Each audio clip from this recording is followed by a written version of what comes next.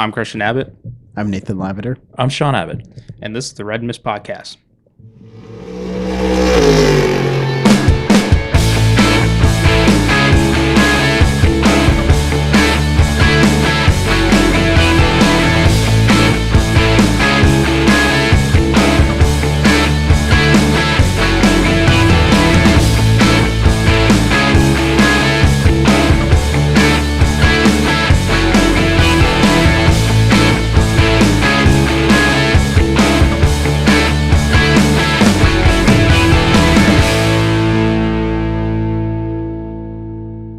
Hello, welcome to the Red Mist Podcast, Season 2, Episode 38.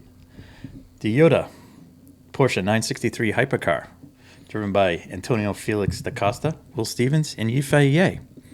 There you go, Nate. No NASCAR. Yep. That's how we do it when we introduce the episodes. No NASCAR. Anyways, on tonight's episode, we have a special guest, Grant Palmer, who will be leading off the show. After we speak with Grant, we'll talk about NASCAR at Talladega. What is that? The Yellowwood? Was it a 500 race or 300? 500? Yeah, it was 500. 500. Yeah. All right. I got the sponsor right this time. Right. Better than Another weird sponsor. Yeah, it's better than the Crayola 301 that I Or thought happened. Crayola. Which Yeah, the Crayola 301. 301. Anyways. That's right. And we'll follow it up some news and notes, as it was a pretty quiet race weekend. And we heading to predictions for the Qatar Grand Prix. So, With that being said, I'm going to turn it over to Christian and our special guest, Grant Palmer. All right. So tonight we got Grant Palmer with us. And Grant, say hello to the people. Hello, how's it going?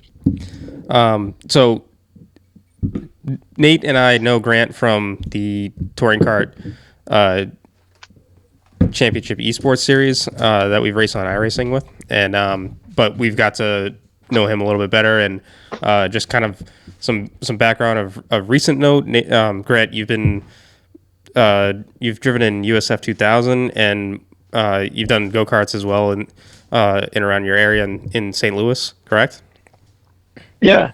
And then, yes, I have. And then, but most recently, you got to drive in Trans Am 2 the other week. Yeah, it was pretty quick. One race only so far, and wasn't really expecting to do it until about a week in advance of the race. Wait, so was there any testing before this? I did not get any testing in a Trans Am car before the very first practice session. Jeez, wow. So right That's out amazing. Right out of the gate. I mean, well, I guess for a lot of people that we know of that listen to this podcast, everyone pretty much drives go-karts. So how does the Trans Am car, or the Trans Am 2 car, and the USF 2000 car that you've driven kind of compare to that? Is it anything similar, or is it just completely different?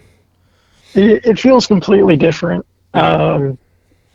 What's interesting is the Trans Am car it's so much more comfortable to drive. It feels like you're driving a couch. The USF car is very tight. You've got maybe you can move your arms a little bit wider than your shoulders, and you're pretty much laying down in the car. The Trans Am car, you're sitting pretty upright. The suspension's pretty soft in comparison. So anytime the car is hitting the ground, it's not you're not hitting the ground with the car. It feels like. So it's a lot more comfortable. The car is just so much heavier. So that was a big thing to adjust to. Mm-hmm. Yeah, I mean, just having any kind of suspension in a car going from a car. I mean, a car's got nothing. So I mean, every input you feel, but a car, every response it feels relatively delayed in that sense. But yeah, I don't know, Nate. I mean, we've had some good races with Grant on iRacing as well. I mean, Oh my God, man, he's just the bar to beat. You know, he raises the bar. So I'll tell you, and he's Grant. He's a great racer. I have a great time racing with him on the esports stuff. And I mean, I haven't met you person to person yet, but I'll tell you, I mean, on the track, you're an absolute animal. And one of my favorite things I like about Grant Palmer is his starts because he gets on it. And he does it. A really good example on his Instagram. In the I think it's the USF 2000 car, if I'm right on the start. I think he passed like 5, maybe 10 cars. No exaggeration.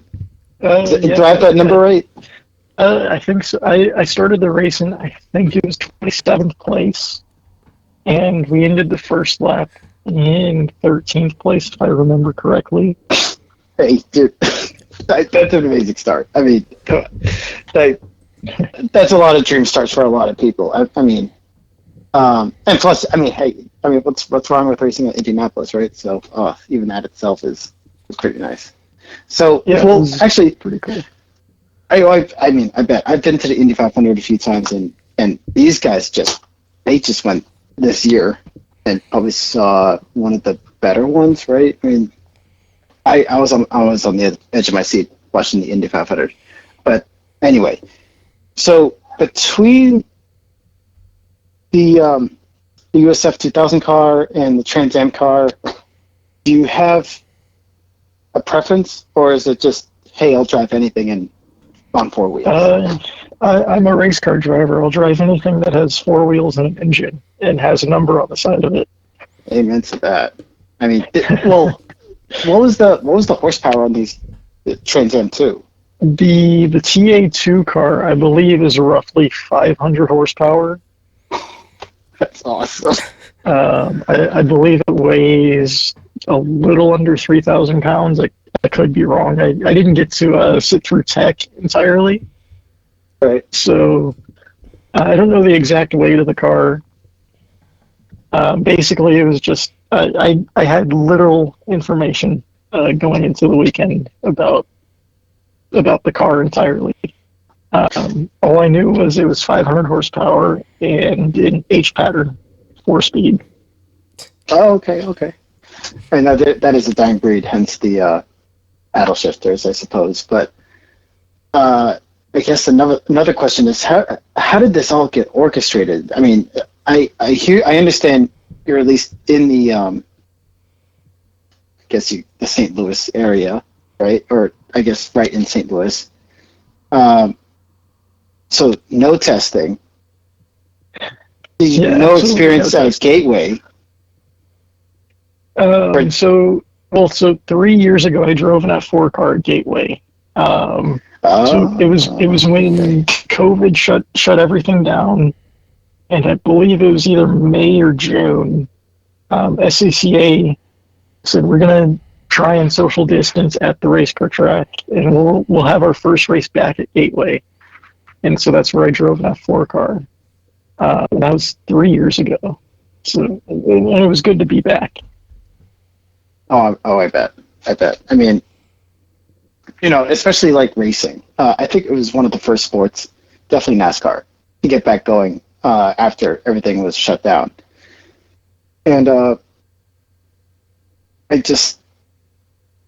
so in F4, have you done a full season before, or is there just scattered races and that you've done? The only series I've really done a full season of was the Formula Ford 1600 over in the United Kingdom. Nice. That's the only full season I've been able to do in terms of cars. Like karting, I was able to do full seasons, but the funding runs out pretty quickly if you don't have it in cars.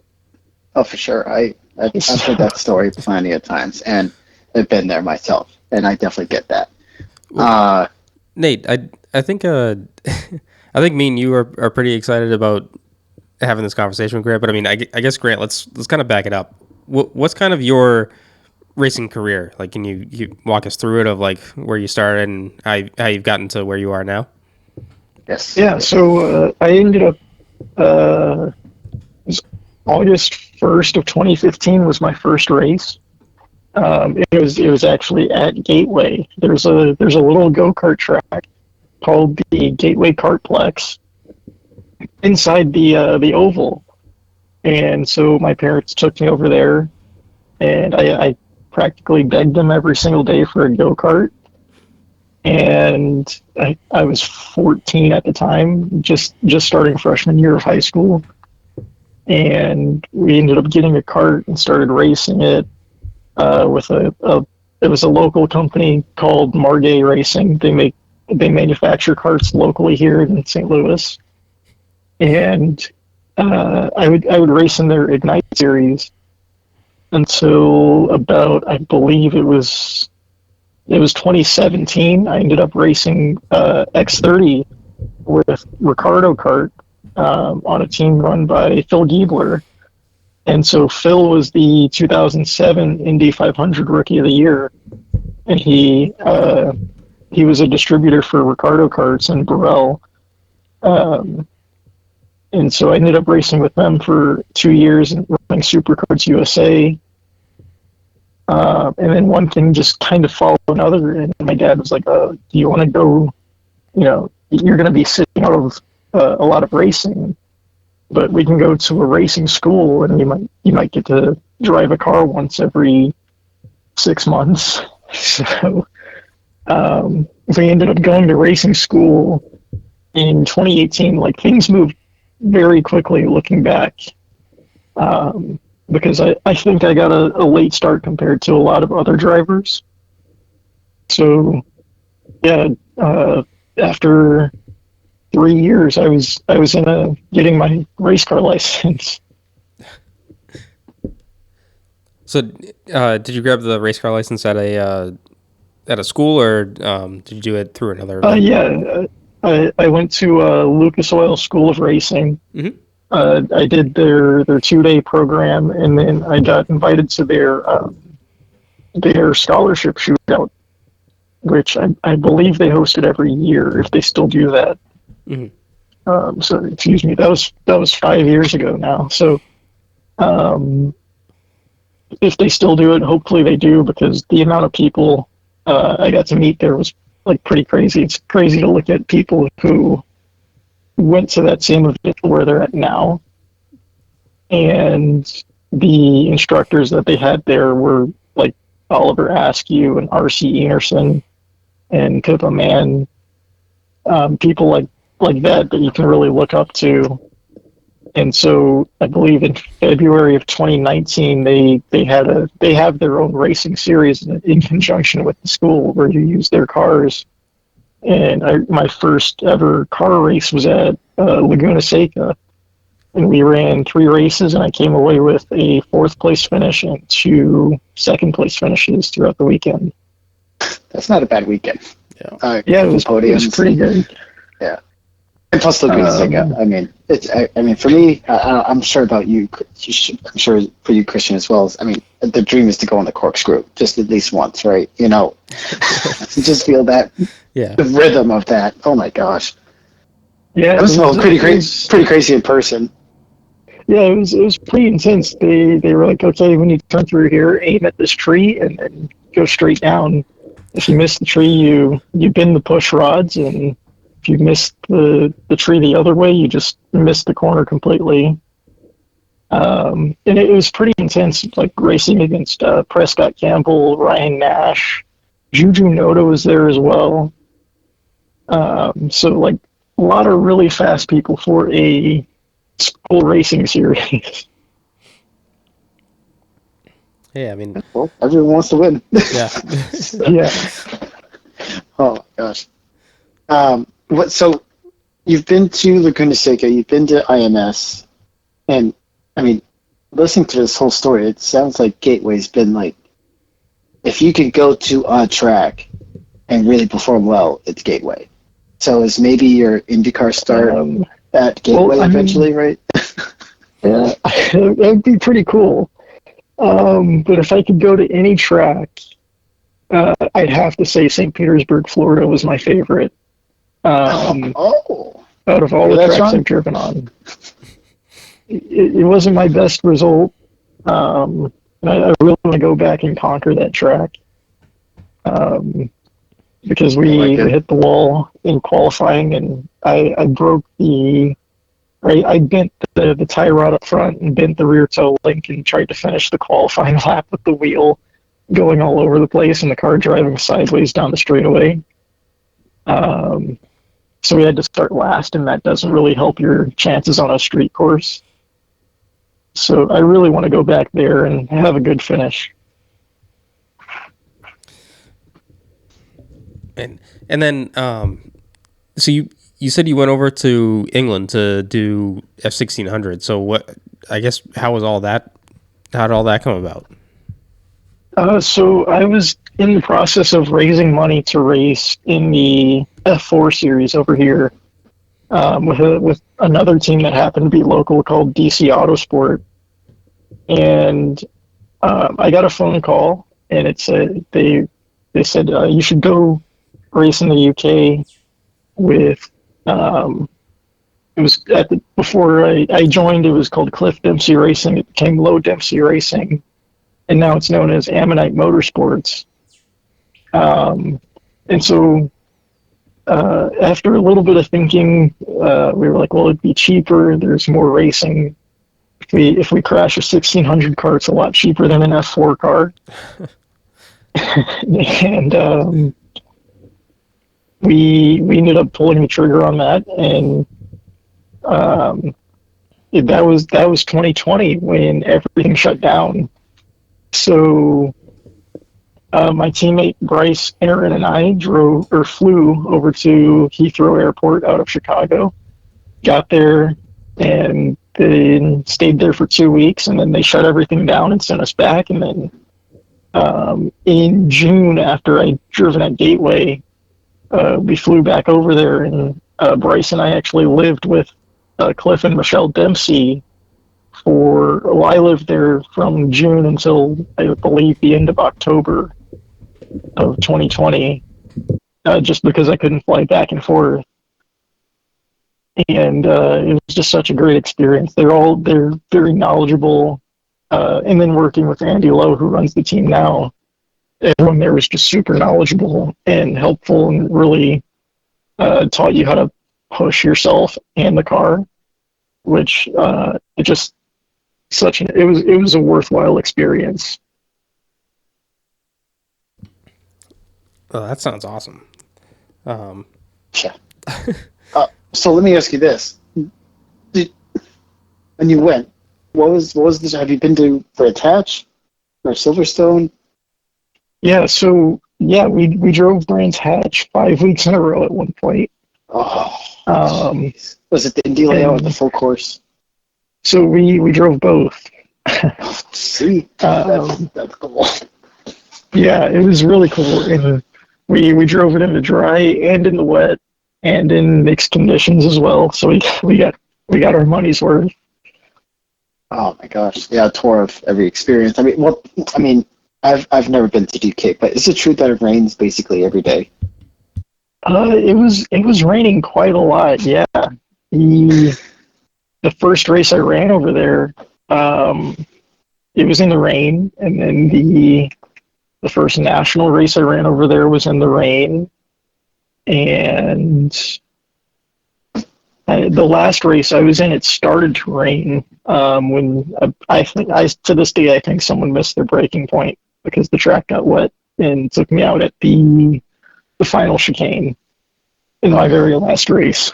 But it happens. Yeah. Well, it seems to be a trend in terms of the rain category. So that's really cool. Trying to think. So what do you do to keep active? And I mean, granted, we can't race cars, I guess, every day or every weekend for that matter. So is there something you do to keep yourself mentally ready or physically ready for that next phone call with no practice? To stay mentally ready, I don't really have a plan. It's just like because before a few weeks ago, I hadn't driven a car since May of 2021 in a race. So I think the night before practice day, I was up at about 3 or 4 a.m. and had to be in the car for the first practice session at 8:30. I just couldn't sleep because I was just so excited. So I don't really have a mental plan, but I'm just riding my bike a bunch and a lot of push-ups and pull-ups, sit-ups. I do think I need to do some more karting because I think I was in much better shape doing a lot of two-cycle karting because it really works out your neck and your core a lot more than just doing push-ups and sit-ups and then regular neck exercises. And then your hands as well, because in the USF car and the open wheel car stuff like that, there's no power steering. So it's a weird thing when before I was like working out my hands and arms and stuff, I was like white knuckling the wheel a lot.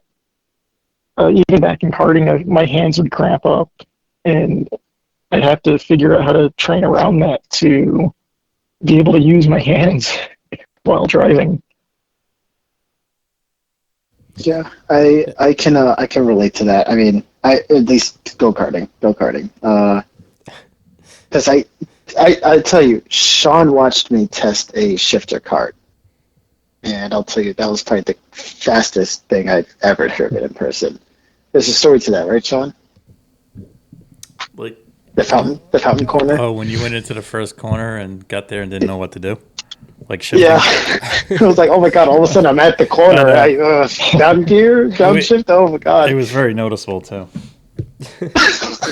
Oh jeez. Well, at least no one got on film, right, Sean? No, just with my own eyes. Yeah, so funny story. The first time I ever drove an X30 kart with Phil Giebler Racing, we were at Adams Motorsports Park in California, and Phil put me in a 206 just to figure out where the track goes and that kind of stuff. And so the next session, they put me in the X30, and I was going down the straightaway to this hairpin, and I realized how quickly I was going, and I was already at my braking point for the 206. And so I hit the brakes and go straight off into the gravel. Oh, jeez. You're not the only one who's had that experience. It happens to everyone. Oh man, it's just like you're like on the edge with the tray of food, and you're like trying to balance it or something. Oh my gosh, it is definitely heart pounding stuff. Yes, it is. Oh my gosh. Oh wow. So, is there any maybe future plans or opportunities coming up? I'm not entirely sure. That's like the biggest question I've got for the last 2 weeks, and we're just still, because even running Gateway was like a long shot. It just happened to be that the right people came forward to sponsor that event. Yeah. And so hopefully we're going to try and find some more sponsors to be back in the car more consistently, because the 2 years that it's been was a really long and hard 2 years to sit through and watch other drivers that you're faster than win races and have good results and stuff like that. So it's pretty frustrating. I hear you there. I do hear you there. Yeah, I know Nate loves that. Lives that saying every day whenever we talk about his Skip Barber experience. Oh, and I'll tell you, Sebring is a very bumpy track, Christian. You feel like you're milking a cow sometimes. Oh yeah. Anyway, Grant, I do have one question about your Formula 16 experience, though. Did you ever run against a guy named Mike Eastwell? I don't recognize the name. No, okay. Because we used to, or he came over here and ran in the F Series championship for the karting stuff, but he went over to, well, he's from England, but he went back over and ended up winning he won the Walter Hayes Trophy.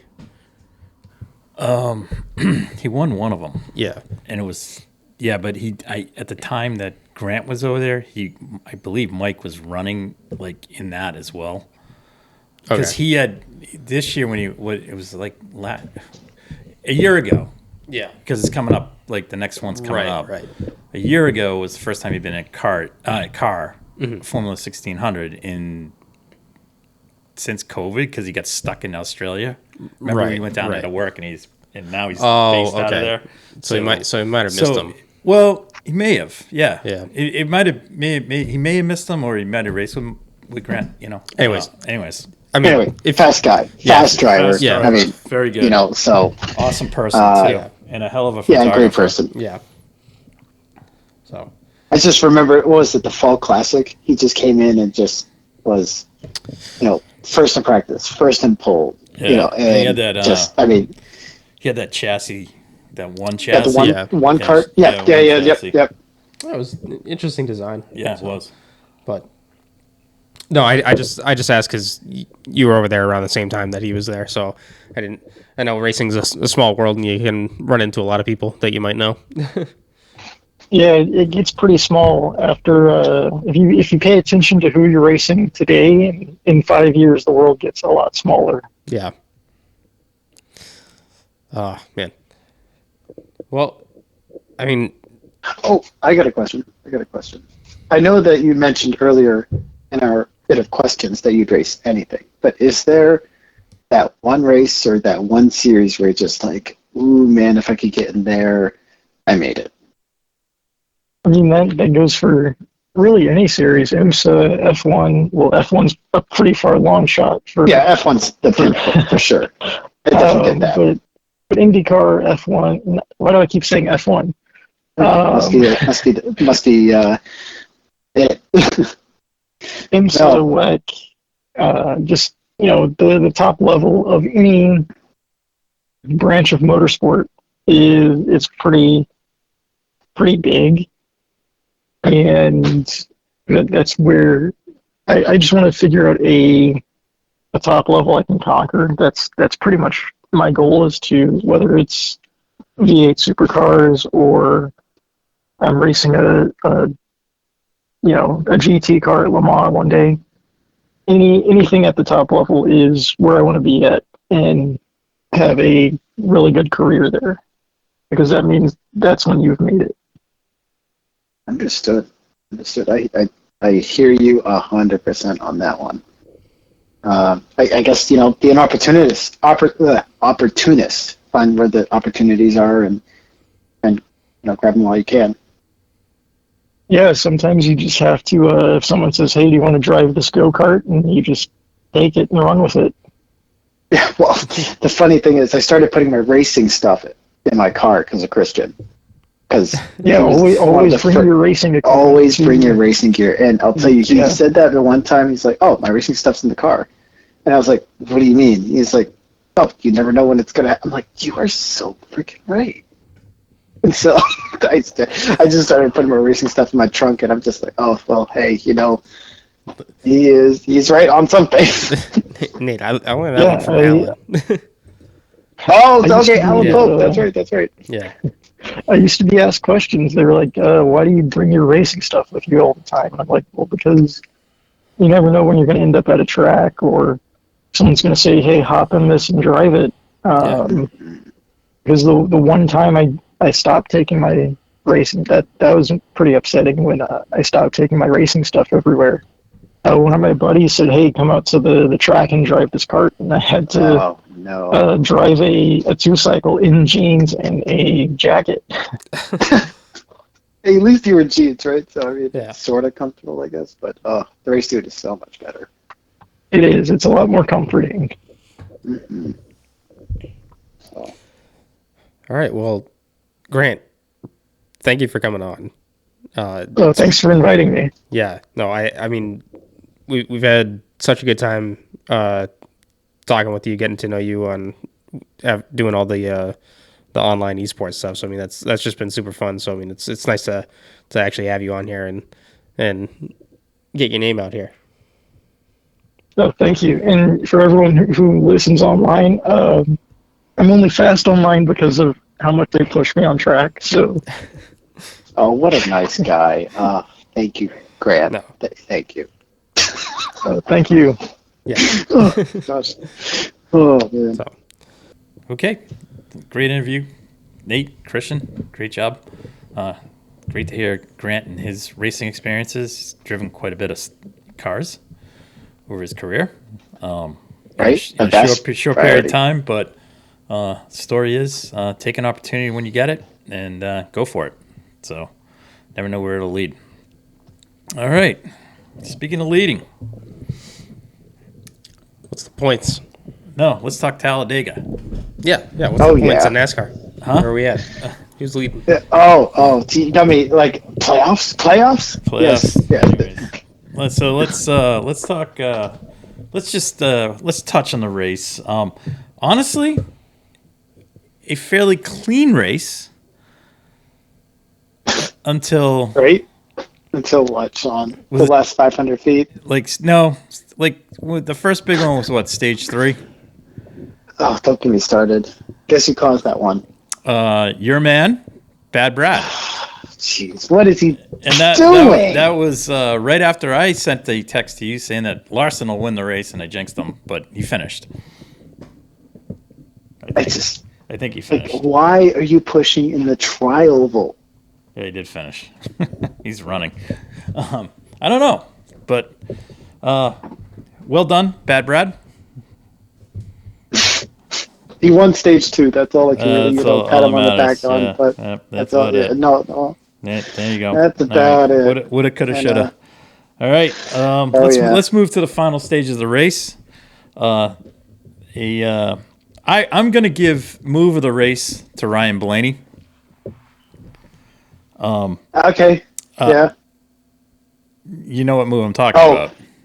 I do. Okay. Where he went from the top to the bottom. When he and did snuck the underneath. he did the over under on Harvick, which I thought was fantastic because I think that was good. That was a nice move. It was a just fantastic clear to get move. inside. A great move. Really good. And if I'm Harvick, I would have been mother beep. Yeah. Fill in the blank. Really, I think he did say that too. $5. Yeah, without the radio, without hitting the button and saying Yeah. he probably just, Yeah. Yeah. Yeah. It's just brutal. Oh, but I know I'm kind of going backwards, but guess who was involved that Brad Keselowski crashed on? Carson Hocevar. It's a bird. It's a plane. Austin Dillon. It's Austin Dillon Austin crashing Dillon. again. Yeah. Oh, Yeah. man. So I had to get scratch that itch and just say it and, just spit facts. That's all. Yeah. I mean, I feel, and then Harvick crosses the line second and then post-race, DQ. Can you imagine if he won? I know. And all the hoopla that would have came after that? Yeah. I mean, Ryan Blaney. Can I ask a question? We what's got up? the 2 shake and bake cars past Tech, and they're completely fine, and Harvick wasn't. I mean, don't these cars leave the shop the same? Right. I mean, seriously. Right. And Eric Almirola, too, is fine. 75% of the car. Yeah. Why do you have to do this? I don't get it. I get it. They're not in the playoffs. I know, but they're why? just searching for wins. Yeah, right. And honestly, a good track that Harvick could win at. So. At that, Phoenix, any mile and a half, really. Yeah. So, anyways. I don't know. Let's, that kind of sucked. But you know who I'm going to give driver the race to? Oh. Who? Riley Herbst. Yeah, case could be made, but I'm Got a top 10? But I'm sticking with the move of the race being the reason he drove. No, got move the of the drive. race. No, and got driver of the definitely race. Ryan I think is Blaney. So. Well, Riley Herbst is part-time, and he's had so much bad luck in the Xfinity Series. And anytime he's gotten in these super speedway cars with front row, he's always been a threat for the win. This is what is this? His 4th effort, and he's always been near the front or at the front. Yeah. And even at the Daytona 500, I think he got 7th in his first race. So that's true. Look, he's a safe bet in these super speedways, it seems. Now, it's. I mean, in the end of the race, it was a great finish. As they came down, until until people decided to take everybody out. Well, Corey LaJoy turned Riley Herbst, but it's like, and that was like, what was the need of that? I don't know. You're that close to the finish line, and you decide to tear up the cars. What's your deal? That's what I'm saying. I don't get that. Yeah, it's just like perfectly good cars got wrecked. And it wasn't just that much left. It wasn't a couple. It was pretty much like three quarters 15, of what was left running. After that first big one. There was a couple of guys that had some hard hits. Yeah. At the wall. Yeah. It's just not right. I don't get it, but whatever. All right, here we go. We're gonna have a little TV bashing moment here. I'm glad NBC's doing the coverage.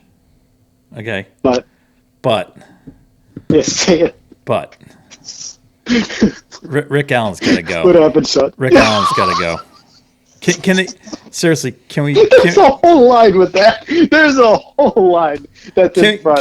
Can seriously? Can Alan Bestwick can both networks bring Alan Bestwick back? Yes, can he just be like NASCAR designates one announcer and it's Alan Bestwick and that's it? I mean, although why would I leave the Indianapolis Speedway and being the voice of the Indianapolis is pretty cool, but I mean. My God, that guy he just screams and yells. He screams and yells about nothing. Meanwhile, Burton's screaming about nothing either, and Letart's screaming about nothing. And then you got to have Dale Jr. kind of pull it all back together again. Actually, just have Dale Jr. call a race. I'd be more excited about that. They literally crossed the stripe with 2 to go, and Rick Allen, less than 2 laps to go. Dude, they still got 2.5 miles to go. Whatever it is. I mean, it was when they got less than 2 to go, they're coming out of turn 4 heading for the tri-oval. That's how I look at it. Literally crossed the line and he goes less than 2 to go. And I was just like, shoot me. Okay. Yeah, thanks. But two of my favorite. I will say this: three of my favorite things about Talladega. Yeah, actually 4. One is the fans. That's a hearty stop. Can I guess to go the other there. one? No, hold on, no. Don't ruin the moment. Don't ruin the moment. Don't ruin the moment. Number 2 is where the start-finish line is. Yeah. Because at Daytona, it's right in the middle of the tri-oval. This is past the tri-oval. So you have to go that much further. And there's been some epic finishes there because of that, which I think is awesome. And different winners if you compare where the start-finish line is. Fitchburg's own Ron Bouchard won there. Yes. So out-dueling Terry Labonte and Darrell Waltrip. That's correct. That was back in the day. The other thing is just the day after at Talladega. And there's actually it's either a Twitter or Instagram site. I'll have to go find it. And it's like just the Talladega infield. And the day after, it's just the destruction that goes on there in the campgrounds. It's amazing. And I think it goes outside the track too. So it's pretty cool. But the number one thing is pre-race. The friggin' truck with the ginormous American flag. Yes, that's what I was gonna mention. That's the best. That's the coolest. That is the coolest. Can they bring that to COTA? They should. They should bring it to Vegas too. Nothing says America than that. I don't know if that's right for Vegas though. But COTA would be good. COTA it fits because everything's big. You know what I'd like it to do though? Come down the hill, full steam. Yeah. Yeah. Yeah, just the other way. When he gets down to halfway, he's got to shift down, and then just black diesel smoke flies out of it, and then that blows Lewis's carbon neutral society, Or because that'll do burnouts after too, or something I thought that was cool. But anyways, just my 4 things. But Rick. Oh man, Rick Allen. anyways, I already have the replacement, Sean, in order. If I were to Alan Bestwick. take over NBC, It's Dale Jr. or Alan Bestwick. It's Alan Bestwick. Take Jeff Burton and Steve Letarte out. Put Wally Dallenbach. Wally Dallenbach back. Yeah. And then Yeah, keep I like Junior in Wally. the booth. Yeah, keep Junior in And the booth. look, I'll keep the same. What is it? The pit cart. Pit carriage or whatever. Yeah. That With Dale Brad Jarrett, Doherty, Kyle Dale Petty, Jarrett, and Kyle Petty. Brad That's Doherty. cool. That's all right. They're cool. They're fine. They're cool. They're fine. I like them. They're cool. They're fine. But yeah, like, oh my God, Rick Allen, just like it's insufferable. Yeah. Anyways. He only gets louder. Yeah. Only gets louder from here, Sean. Yep. That's right. And I guess there's threads of hate, right, on him. On the interwebs. I mean, I've heard better announcers. Yeah, that's true. I'll tell you, who's starting to think out loud, Sean? Who? Did you see that truck finish? No, I didn't. I did, Nate. Nate, there's only so it's much okay. time I Jamie, can devote to NASCAR. No, you're good. You're good. Jamie Little she did the worst call of a finish Oh, I think I've ever heard. that's too bad. It's just like, girl, what are you doing? It's like she's stuck on replay out of something, or just something delayed. I don't know. Now that IndyCar is over, did they bring Dylan Welch into the pit lane? Should. They should. I'm just saying, he's good. Yeah. So They could bring the IndyCar pit lane guys in. That'd be more exciting. But anyways, Yeah. all right. Sean. Let's move on to the standings. yes, that's Nate, how many races left do we have before the next cutoff? just the one. The Roval is up next. So Sean. this is a cutoff race. yeah, it is. All right, this ought to be entertaining. Oh, and I'd like to just make. I got way too excited last week with the news that Boris said was going to be back in. I misinterpreted that. I thought he was actually in the Cup race. No, he is in the Xfinity race. Xfinity. Yes, I apologize. But for Andy that. Lally, our homeboy Andy Lally, will be in Cup. Yep, he'll be in the Cup race. And I think is Mike Rockenfeller? Yeah, Mike Rockenfeller is. Yep. A good car. Also good in the car. Xfinity race this weekend is Connor GT. Daly. JT, that's right, with Colleague. Yes. Yes. All right. Trophy hunting. Right. And that's been the winning car with AJ Allmendinger There at we that go. track. It won a crazy amount of races, All right. so So I'm not trying to jinx anything, but no, knock on we'll see wood, what fellas. happens. All right. So see what we're at a happens. cutoff race. From here, 10th on qualify. Is that correct for the next it's stage?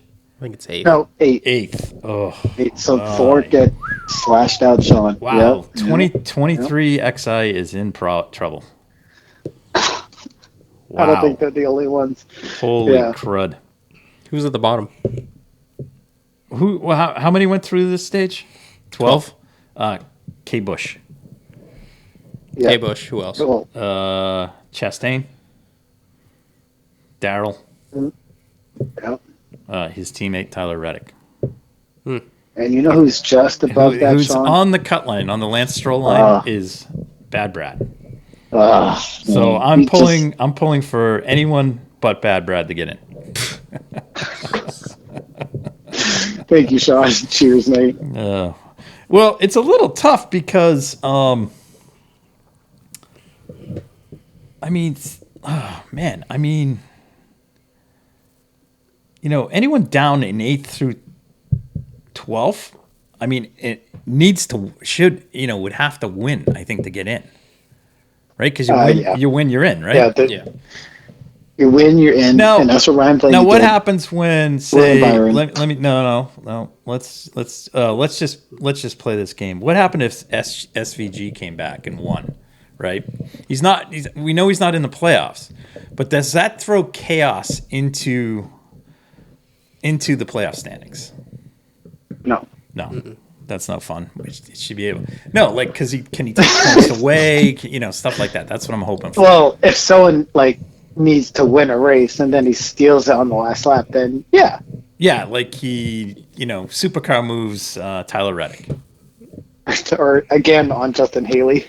Yeah, I mean, if whoever's in the bottom four No. I'm is just so many talking points. playoff. No, competitors. just playoff drivers. Yeah, no, Yeah. I got you. If the playoff drivers are so far out that the only way they can get in is to win, Yeah. then Okay, so so- that anyone else winning the race is And bad. I got a in that dumb case. question.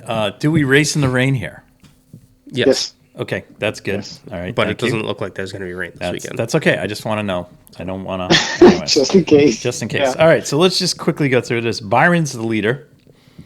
He's got 28 points on Denny Boo Hamlin. Christopher Bell's up next, followed by Blaney. I like Blaney. I like Blaney's chances What do here. you need? Busher. Yep. Busher and Bell. Here we go again. These two.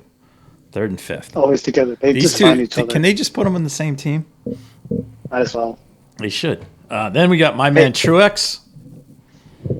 And then my other man, Larson. we got Young Money, Kyle Larson. Yeah. I think Larson's got 4 sprint car races going on this weekend. Then he'll be at Charlotte. Oh, And then we have Bad Brad. the man. Yeah, Yep. the man, the Yep, myth, there the he legend. is. There he is, Bad Brad. In 8th, he has 2 points on Tyler Reddick. He's got 9 points on Darrell Wallace, 10 on the Watermelon Man, Ross Chastain. And then Kyle Busch, Kyle is in trouble, I think. He has to win. man. Kyle is He in. has Kyle to win. has to win, I think. Here we go. All right, so Everyone else has to finish like 30th or worse yeah. in order for a good point stay for him. But there we go. So off we go to the Roval.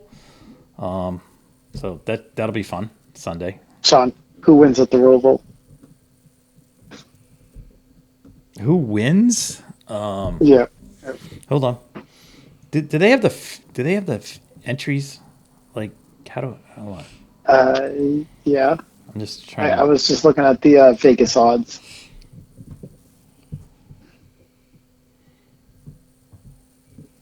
But I'll tell you, I just went to the Bank of America Roval 400. well, you got Mike Rockefeller, you got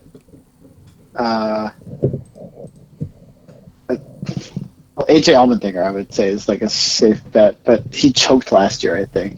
Didn't he spin or something? I don't know, I forget. But they have Chase Elliott with the best odds of winning, 6-1, which I find really hard to believe after the year he's had.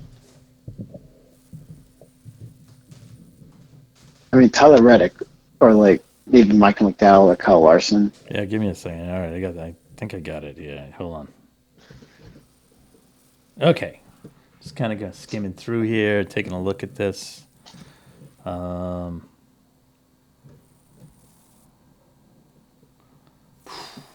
don't know. Cindric, maybe? Yeah, I could see that. Penske, 2 wins, 2 weeks. Rocky's not gonna. Well, he's in a decent car. He is in a decent car. Oh God, Andy Lally's in a Rick Ware racing car. I know. Is that a park? That is just. Is that a park and starting park or whatever the hell they call it? I'm gonna go. I'll go Cindric, Allmendinger, or Harrison Burton. How's that? Harrison Burton, interesting. All right, hey, All right. I really don't see. I don't Who's see your pick? Keselowski do well. Who's your pick? Not Who's your Brad. pick? Not bad, Brad. So who's your pick? No, I something's yelling at me to say AJ Allmendinger just because he has so many Xfinity Series wins. All right, that's good. So, yeah, I mean, I would say We go that's with the the dinger. safest bet. All right, Yep, the dinger. the dinger. Bringing home the All right. dinger. Yep. Okay, So- now let's close our All right, NASCAR well, segment. Yeah. All right, let's move on to news and notes. Let's start with the biggest news in IMSA, which is not unsurprising. Mike Shank Racing will not be back in IMSA next year. Nope. Nope. Nope. It's most unfortunate because that means Colin Brown's out of a prototype ride, but I think Colin Brown's going to find himself in an LMP2 ride with a certain team called CrowdStrike Rally prototype racing since young Colin drives for George Karts. So Yeah. I think that's the only crappy thing with that. I would say if I was Mr. Penske, I would look to put Colin in one of his Porsche 963s. We'll get to another comment about that earlier, where I agreed with some folks on their podcast radio show last week about some things that they had heard, and I kind of believe that they're true. So that's most unfortunate. News release said today they're pausing and they will be back. So unless you're going to bring a Porsche 963 and tons of cash, I don't think we'll see Mike Shank back in prototype racing. It's unfortunate. I do have to say, in some ways, the team has no one else to blame but themselves for the unfortunate shenanigans that went on at Daytona during the 24 hours. Regardless of the fact that the team and team owners knew what was going on, it still fell under their watch. So brought a lot of embarrassment to Acura HPD. So, hate to see that, but as they say, it's the way the cookie crumbles. Let's see. Let's move on, shall we? Any other IndyCar news? Yes. IndyCar news. Yes. Oh, Team McLaren. yeah. And Juncos Racing. Yes, have announced a alliance, which is, I think that's beneficial. I know Zach's. both parties. I think Zach's kind of high on Callum Ilott Yeah. in that aspect. There is interesting note in reading the article that I believe Marshall Pruitt put out. Juncos still has still not named a driver or two drivers, although speculation is Ilott's going to be in one of the cars. No one's 100% certain if Canapino's going to be in.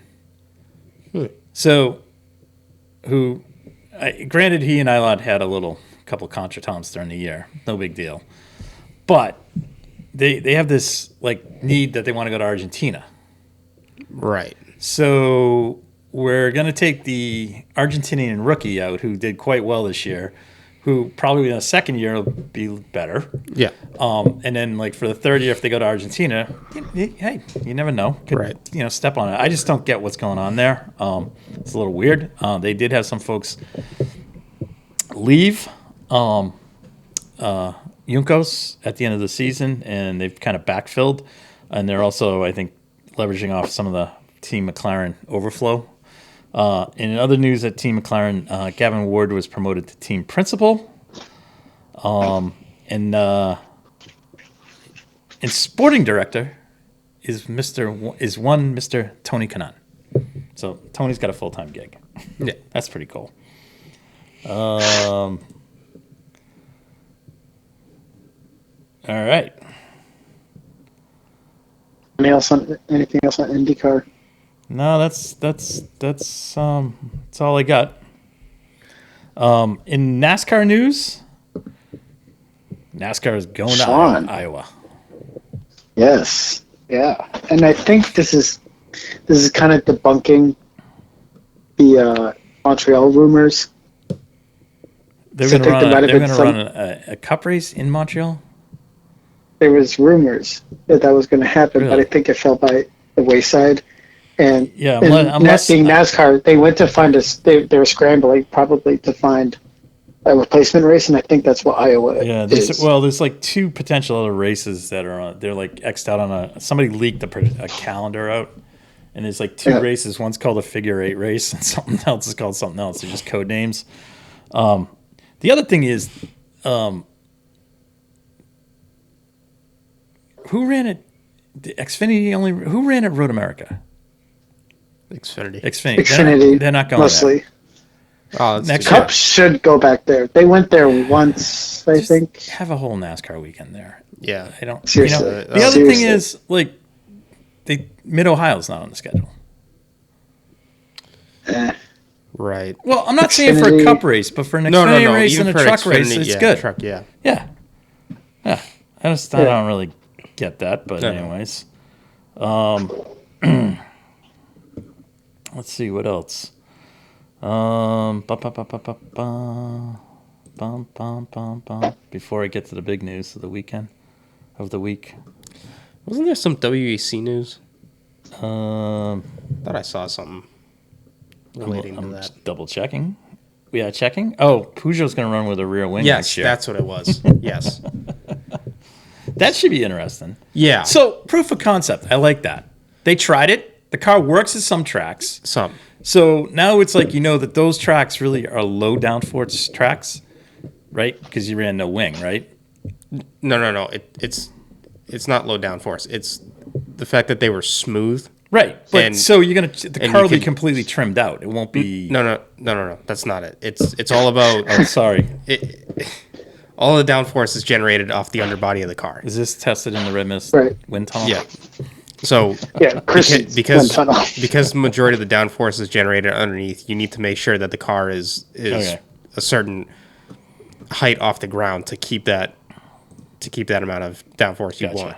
Because you're not relying on the conventional.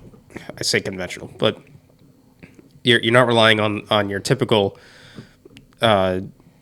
downforce, which is wings coming with air coming over top the car. Got it. You're trying to generate the downforce from underneath and basically sucking the car to the ground that way from the air moving under the car. At tracks like Sebring, especially, that's their worst case track because the car is bouncing up and down, so you're not But at your optimal we're height. not going to Sebring. We're not going to Sebring anymore, so that's not a huge issue. But at the tracks where it was really smooth and you could keep the car, and granted, the low downforce tracks like Monza, like Le Mans, are definitely the better suited tracks for this car because you can run it pretty stiff and closer to the ground, and there aren't a ton of bumps to unsettle it, so you don't lose the amount of downforce based on the car moving up away from the track that way. Okay. So, but with a rear wing, it should hopefully help them on some of the bumpier tracks that they go to. All right. Thank you for that explanation. All right. Let's move to F1. Yes. First news. And are you ready? First news. No Danny Rick this weekend. No. Ruled out. Oh, Ruled no. out. Ruled out. So U.S. Grand Prix. Liam No. Lawson experiment continues. Yes. So that would say the next race is Coda for Danny Rick, potentially. He checking. Right now. We are checking. Yes, Coda. Coda. Yes. All right. Yep. All right. Which he can.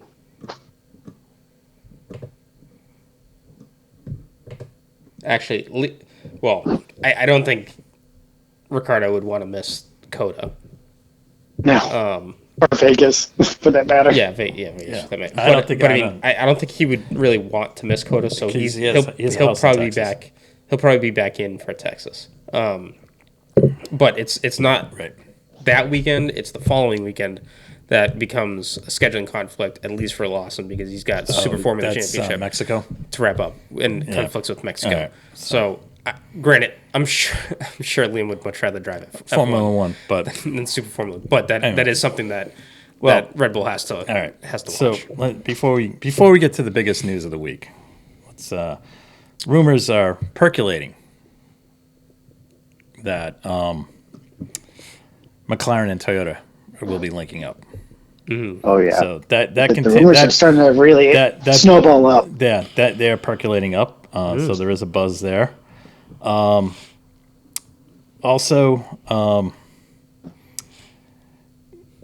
Checo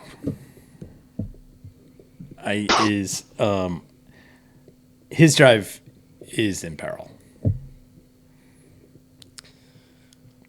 Yeah. So Starting to be that way. it's appearing to be that way. I don't know who it would. Let's put it this way: if the run of finishes continues in the rate it's going, and they get overhauled, he gets overhauled. Yeah. Yes. I think he's out. I mean, who else has two DNFs in one weekend?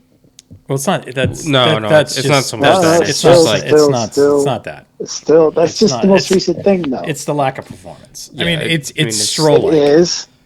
Yeah. it's not even like you definitely have the best car on the grid. You should be finishing Right. second at best. That's correct. Or sorry, at worst. my At bad. worst, yes. Yeah. So he's in peril. Logan Sargent. It really comes down to whether or not Logan's family coughs up the coin at this point. More coin, more Yeah. like it. Yeah. Yeah. So he is not there as a unpaid. He is not there as a contract driver. No. His family By no brought the means. cash. Okay. 100%. All right. So let's let's be realistic about this. This isn't like Jay New going over to Formula One because Jay New's not bringing the cash. And he's like a talent. That's what I'm saying. Like talent wise. Yeah. Champion. Christian's giving me this look like, what are you 500 talking winner. about? No, I just completely missed your point. Like, No, my point being is There's Logan other Sargent drivers that could Logan be in that Sargent ride was not that could do pinned better to and did not get a contract where he's getting paid by Williams. Okay. no, and cost him his this family much brought the money, damage and in money. yes, he's getting a salary, much like Lance is getting. He's getting his allowance from. no, he's getting his Christmas gift. That's what he's Yeah. getting. Anyways, so That's it. Yeah. yeah. Yeah. So- And one Aston Martin. and this isn't like, and it's not like Yuki who's bringing like the Honda connection. You know, I mean, who's put there by Honda. No. So, Yeah. But yeah. So, that's still percolating around because it's very unsolved as to what's going in. Although Dragovich seems to has the inside line Yeah. because I can't see them continue. If the kid crashes, if Sargent crashes any more cars, I mean he's leading in the crash championship, the yeah. destruction sale there. Jesus God, Yeah. the amount of money, and that He's comes leading that something, Sean. hits the cap. I know. It does. I mean, Perez That's the cap. alone is like causing Yeah. agita at Red Bull. Yeah. I think Max has only got $200,000 worth that's of damage. Yeah, Max is Oh, towards that's the bottom over of that, but over the races to over date. this- yeah. Right. that- But it's like him and Valtteri Bottas have caused the least amount of damage. Right. Like, locally.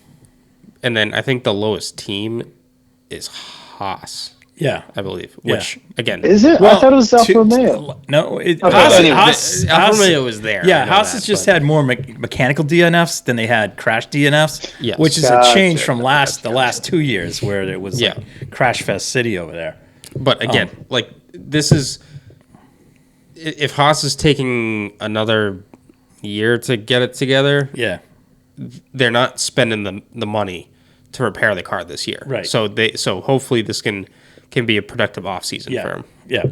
So we got that. The only other thing, and I kind of want to circle back to that thing I alluded to. So it's, I kind of said this on the podcast a couple months ago about Porsche and the 963s and some of the drivers that are in these cars. Now, a lot of these guys, the majority of these guys came up through the GT program, Yep. the GTLM program. The only one there on any of the teams right now, well, the only two that are really on the team that haven't had, I would say, is, well, Dan Cameron. Yep. He's run Acuras. I mean, he ran for Shank. He's been all over the board. Yeah. And the other person is on the WEC side is Andre Latera. Mm-hmm. The rest of the drivers are all GT candidates. Now, we had that whole spat early in the season with Matty Campbell and Jaminet wrecking cars and stuff, which Penske's not too thrilled about no matter what. Plus, Nick Tandy rode off a couple cars. And I don't mean rode off, but caused, it's just un-Penske-like things, okay? Yeah. That doesn't sit well with him. Now, Penske, those drivers got put in their position by them, Porsche. The only one that wasn't was Cameron, at least on the WEC side, okay? I mean, is he on the WEC side? He's on WEC. Yeah, he's on the WEC side. So the IMSA side is all Porsche factory guys. They're all GTLM guys. Tandy does have experience and did get a Le Mans win with the 919. Yep.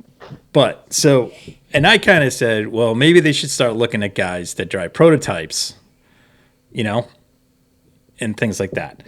There's a really wild rumor floating around that Penske went to Porsche and said, we got to switch this up because it's not the engineering, it's the drivers. And so they were looking, and one of the things that Penske brought to the table is he goes, try to explain to me how the Jota team, with the level of engineering is essentially a shared engineering, it's in somewhat shared, but not factory level. The cars are competitive, okay? Yeah. And when you come back and you look at the drivers, Felix da Costa, Will Stevens, and Ep38, it's the drivers. Yeah, I swear, if they put those three in one of those Penske Porsches, that car would be quicker. And it goes to the guys at Jota for filling up the talent there because they picked the right guys. So there's just a lot of rumors going around now that there could be a major change in the Penske Porsches. That's kind of why I kind of tossed out maybe Colin Brown because Dane Cameron's raced with Colin Brown. Yeah. Colin has no affiliation to Porsche. So, I mean, I don't see Pat Long coming out of retirement, unfortunately, which I'd love to see. If anyone right now in the American racing scene on the prototype side deserves anything, it's Colin. Colin's one of them. Yeah. So just look for that to happen. That'll start all filtering out after Bahrain and Petit Le Mans in the next 2 weeks. Yeah.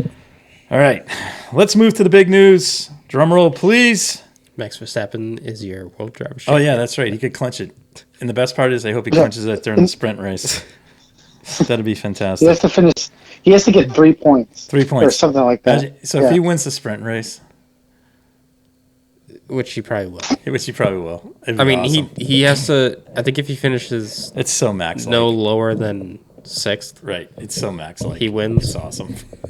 But if I saw the graphic the other day, and then I think if Perez doesn't finish in the top 4, I don't think Max even has to score a point. Right.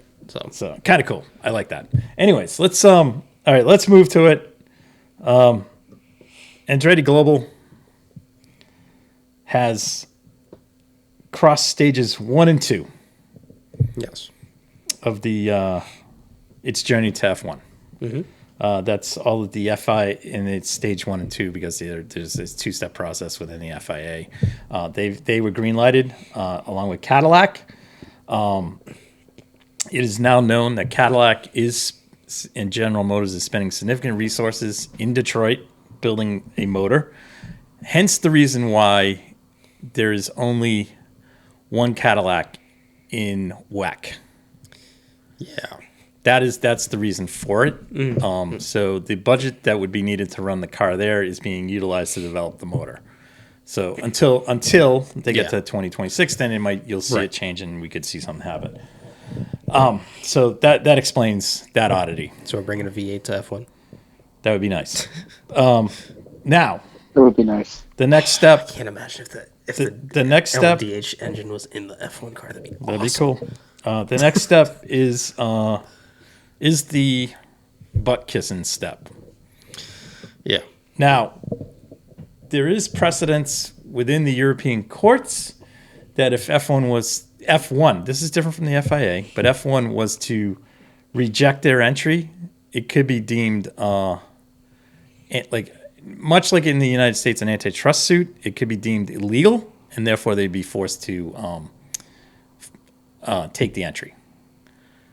So the question right now, no one wants a lawsuit because Formula One can't afford a lawsuit. Nor can Andretti, but I don't see Andretti suing. Yeah. They'll probably just bite their lip. I think there's a lot of back channeling going on right now. I think it's really going to come down to Andretti paying a one-time fee to appease the dilution of money. Now, it's reported that by them joining F1 that they will cost each team $11 million. However, at the same point, Andretti joining F1 will bring in $15 million. So, per team. That's it. This is where it gets because of the exposure, blah blah blah, and it translates over everything. So it's a net. They gained $4 million each. I don't really. Yeah. It's not that Andretti's going to bring $15 million in. It's the overall exposure of the 11 teams times whatever exposure, and it's definitely U.S. driven. That it's going to cause a $15 million revenue increase for each team. Mm-hmm. They're not going to see it like it's not physical cash, but it's going to exceed it with exposure. Yeah. So, and that's how they measure it. It's a metric. So, so it really comes down to Toto and the rest of the crew to, stop being obstructionists and just let's get on with it. Okay, that's my business take on it. Yep. And well, you know what that means, Sean, right? 12 cars won't get points. Right, but 2 guys will get chances to drive in Formula One that don't have a chance right now. Yeah. Yes. That is what I'm more happy about. And if we went to 13 teams where we used to be of 26 cars, that would mean another 6 drivers overall would be in Formula One. Yep. So, yes. It's great. Yeah, which would be great. Because there's a lot of guys sitting on the sideline. It shouldn't be. Case in point, Oscar Piastri 2 years ago was sitting on the sideline. Dragovich. Schwartzman. Porsche. So. Lawson. Stroll. Window liquor. I mean, I forgot how long he's been in Formula One. And I saw a snippet today when he took out Vettel in the Ferrari on the cool down lap. Mm-hmm. Yeah. What an idiot! Jesus. What are you doing? Oh. Anyways, I saw a stat the other day that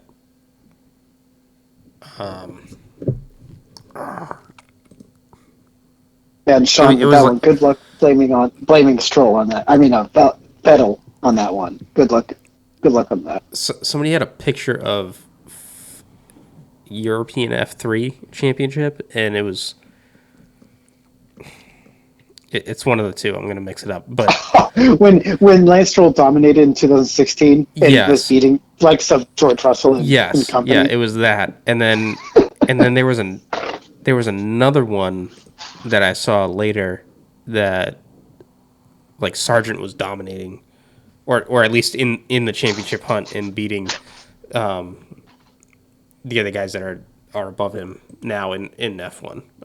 So I mean, it just goes to show like racing. It really depends on what car you're racing in to see where you excel. And I'm also sure it is another case of what team were you on? Were you on the powerhouse team of the series or not? It doesn't matter at the end of the day, because the driver does bring enough talent, but if the car isn't set up the right way, you can only get so much performance out of it. So there isn't an excuse on that end. But yeah, I mean, racing's a funny world. You can have a good year one time and then just have it go completely the opposite the other way. So it's just how do you make the most of it? All right. Getting off topic. Andretti. And are you ready? Oh, there it is. I'm ready for them. There. I'm ready for them to come into the sport. That'd be awesome. Assuming no one doesn't want them, which I don't know. I'm selfish from a fan aspect that I want to see more teams on the grid. I think it's good, and I think it's healthy to get more people involved in it all. Because I mean, if you're really that scared of another team coming in and beating you, then you're not strong to begin with. Right. So this exclusive club that is F1. You got to have some outsiders come in and have a shot to contend. And I mean, don't get me wrong. If Andretti comes in and they're just another Haas, then they're just another Haas. I don't wish for them to be that, and same thing as Haas. I wish Haas would be a better team, but I also know that there is a budget, and hopefully Andretti's coming in with a bit more. I think they are. So, you're talking about a team that competes on a very high level of open wheel racing as well as sports car racing. Right. So it's they know what it takes. Right. I think with the mandate with Haas is there's a budget and we got to keep to it. Yeah. But I mean, Right. also at some point you can't keep keeping to it, and if you want to finish in the top 10, or what's the points go to? Like In a who race, gets boxed out? No, who gets boxed out? The low, like how many teams get boxed out? Doesn't one team not get points, not get money? no, everyone gets. Whoever finishes. No, last? dead last. Yeah, Dead last. So yeah. Or no. I'm sorry. If you're below 10th, so 10th. whoever is 11th. Yeah, so your mandate, you got to finish in the top 10. So you got to be targeting 7 Yeah. through 10. You can't. Yeah. That's just my opinion on Yeah, that. because but that's how Caterham and I Manor don't went out. right now. I love how they go. Oh, let's see who do we line up for drivers for this car. It's like we're not even that close yet. No, Let's get it across the finish line. Then, no, and then let's have the especially driver debate. with how we alluded to the other week of all the contract, or sorry, not all. Majority of the contracts are up next year. 2024, a ton of contracts are So up. Yeah. There could be. With Andretti aside, there could be a big shakeup regardless, yeah. going into 25. Right, and that's when they would first come into F1, Yes. if allowed, and then everything overhauls in 2026. Yes. Okay. All right. On that note. Wait, don't we have guitar this weekend? Oh, Qatar, yeah. Oh, sorry. Wow. Oops. See? Oops. See? Good thing someone's not- awake at I'm- the switch. Sorry. Well, the championship's wrapped up. Championships wrapped up. Anyways. All right. Pass the check. Here's the trophy. What are we doing? The podium? Max. Podium. All Podium? right. I'm Podium and dark horse. Yeah. Okay, I'm gonna go Max. No shock. Regardless if he clinches. Okay. I'm gonna go for a Carlos Charles 2-3. All right. And then my dark horse will be Fernando. All right. Nate, Oh, who you got? my pick.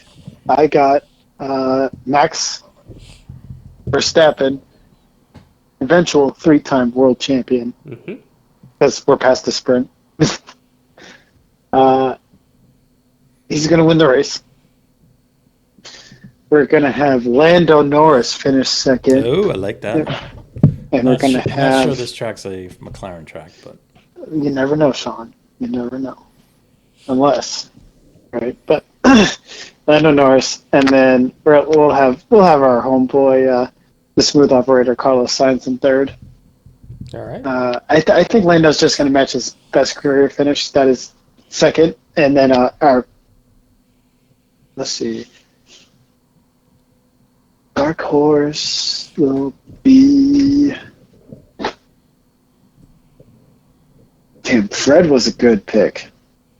Was a good pick, but I'm going to go with Pierre Gasly. All right. oh, I like that. All right. I'm gonna put the kiss of death on it. Max is gonna win. Okay. So, There it is. but with that, I think Fernando's coming on P2. All right. Ooh, he did get a podium here with Alpine. He did.